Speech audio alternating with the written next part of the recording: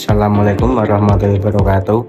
Perkenalkan, nama saya Galih Gojali dengan NIM B13123030303. Kali ini saya akan mempresentasikan tentang kekuasaan dan politik dalam berorganisasi. Kekuasaan dan politik merupakan bagian penting dari dinamika dalam organisasi.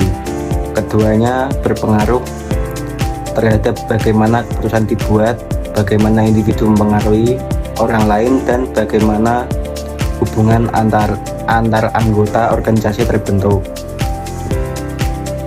Selanjutnya ada pengertian kekuasaan. Kekuasaan adalah kemampuan seseorang atau kelompok untuk mempengaruhi perilaku orang lain agar sesuai dengan keinginannya.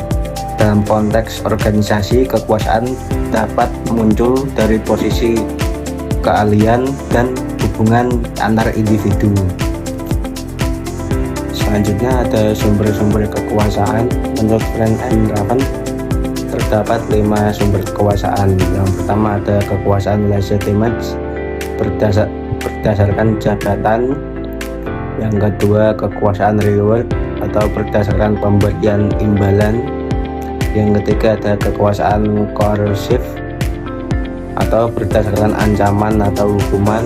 Yang keempat ada kekuasaan expert berdasarkan keahlian. Yang kelima ada kekuasaan reference atau berdasarkan karisma atau pengaruh pribadi. Selanjutnya ada pengertian politik organisasi. Politik organisasi adalah aktivitas yang dilakukan individu atau kelompok untuk mempertahankan dan menggunakan kekuasaan dalam organisasi demi mencapai tujuan tertentu, baik pribadi maupun kelompok. Selanjutnya ada bentuk-bentuk perilaku politik. Yang pertama, membentuk koalisi atau aliansi. Yang kedua ada mengendalikan informasi. Yang ketiga ada melobi atau melakukan negosiasi.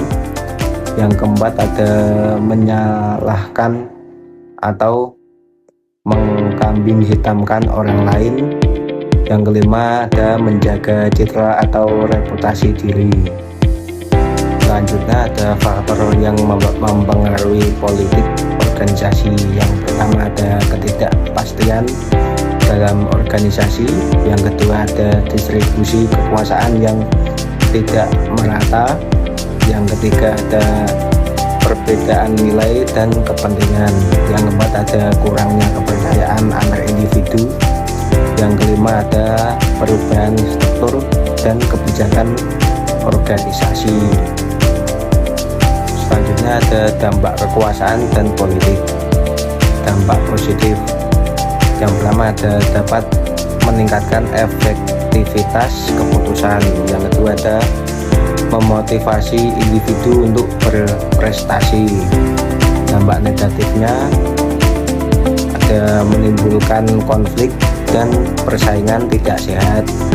Yang kedua ada menghambat kerjasama tim dan keadilan organisasi. Selanjutnya ada strategi mengelola politik organisasi. Yang pertama ada meningkatkan transparansi dan komunikasi terbuka. Yang kedua ada mendorong budaya etis dan kepercayaan.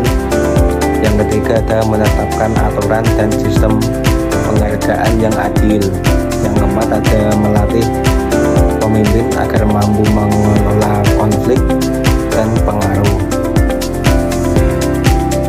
Selanjutnya ada kesimpulan, kekuasaan dan politik adalah aspek yang tidak terpisahkan dari kehidupan organisasi.